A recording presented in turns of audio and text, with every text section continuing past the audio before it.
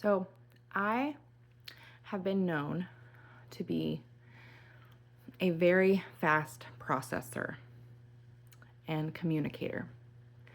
Sometimes I wonder if the reason for that is because I have felt that a lot of the adults in my life just didn't have the patience to bear with me to get to the point that I'm trying to make. That my brain was an inconvenience to their time. That acceptance and love of me in ways and styles of communicating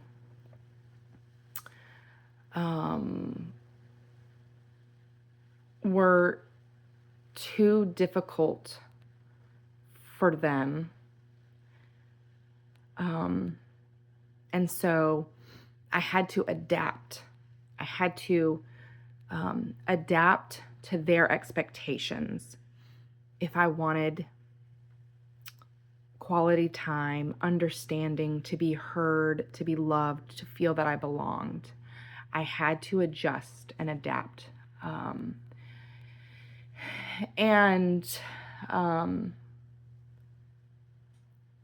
So often, I've been told, well, you're just different than us. You like to talk about things. You process things at such a higher speed than we do, you know? And sometimes in that story, I would take it as a compliment. And then sometimes I was trying to take it as a compliment. Other times I was like, now I'm in trouble for being quick. So now I'm in trouble for being a very fast processor, versus one that is slow to get to the point. And for it to make sense in my brain and for me to see the picture in my brain, to share what I'm trying to share, for it to make sense to me, for it to be true to me, so that I'm not lying, so that I'm not misleading anyone, for it to be authentic and transparent, to be authentic, to be transparent. Those things were not often welcome, right? They weren't welcome.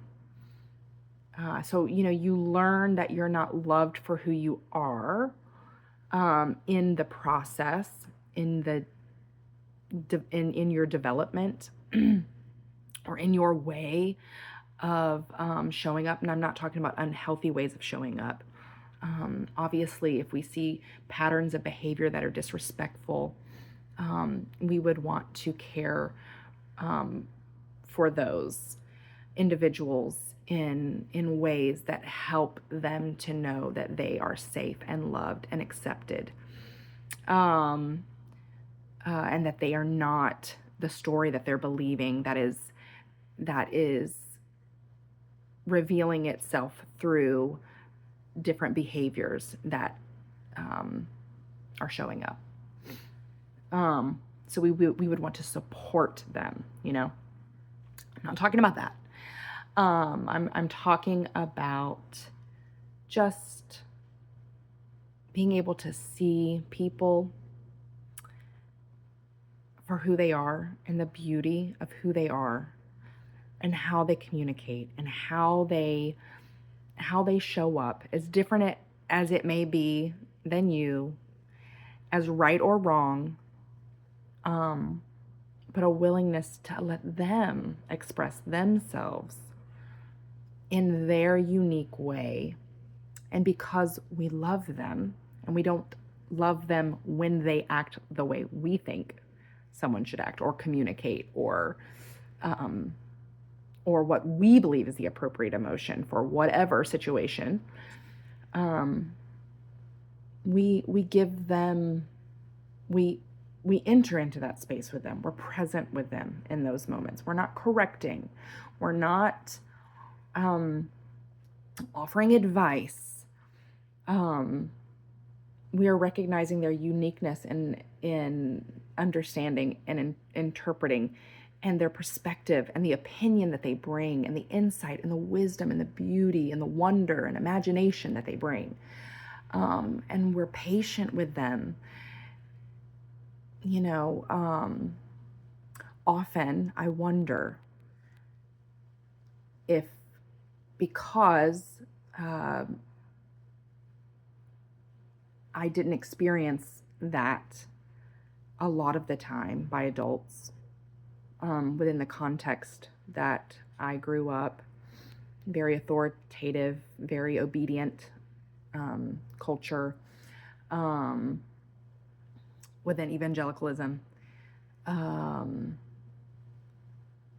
If that is why I had to adapt to survive, you know, I wonder if I'm actually a slow processor, and if as I'm healing, if I'm remembering who that child was kind of before she received the adult's shame or projection or guilt or judgment, or their own pain. There's times when my kids do things that I was not allowed to do, and I think I have to discipline them for that. Or it makes me uncomfortable because it brings up in me pain. You're not allowed to behave that way. How dare you? And so I have to wonder too about the adults that I experience those things from. Did they see a freedom in me that reminded them of a lack of freedom that they had, something that they had lost? And that pain that came up in them, their response was to instruct, or to, I don't know, say it's wrong, versus to say, oh, this is you. This is so you. Oh my gosh, I love this about you, right? Yeah, so I'm learning to love things about myself that have been couched either in right or wrong, black or white, and to be like, man, I'm fully loved. I'm fully accepted. That's my main story. I'm living in that, and I'm enjoying playing. I'm enjoying playing, and learning. We could say we are, instead of play, maybe we could use a different word, right? Like, where maybe we're making mistakes, and we're, I don't know, maybe I haven't quite thought through that, but right now what I'm enjoying is play and not messing up and learning from mistakes, but figuring it out. Like I'm figuring things out, and it doesn't necessarily have to be a mistake, but I'm figuring out what works and what doesn't work. Okay.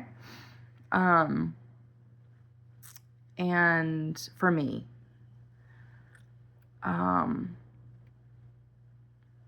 yeah,